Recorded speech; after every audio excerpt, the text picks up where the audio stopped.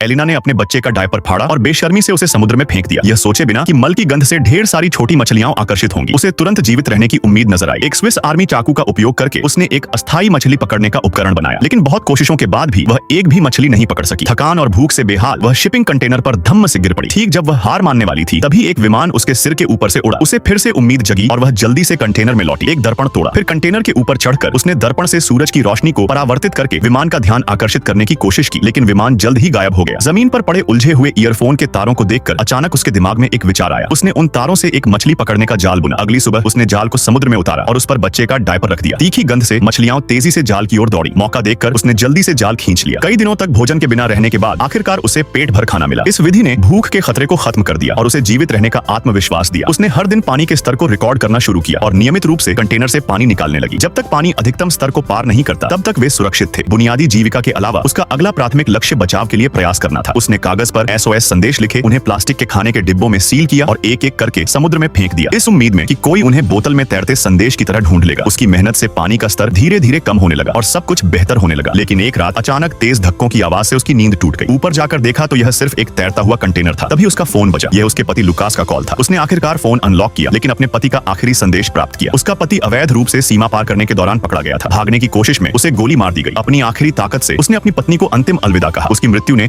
उसे मानसिक रूप से पूरी तरह तोड़ दिया, लेकिन अपने नवजात शिशु के लिए वह जिंदगी से लड़ती रही। 26वें दिन पानी अधिकतम स्तर पर पहुंच गया, जिससे उनकी सोने की जगह डूब गई। पानी का दबाव इतना बढ़ गया कि पानी निकालना संभव नहीं रहा और उनके पास कंटेनर के ऊपर रहने के अलावा कोई चारा नहीं था। लेकिन यह लंबे समय का समाधान नहीं था, क्योंकि कंटेनर आखिरकार डूब जाएगा।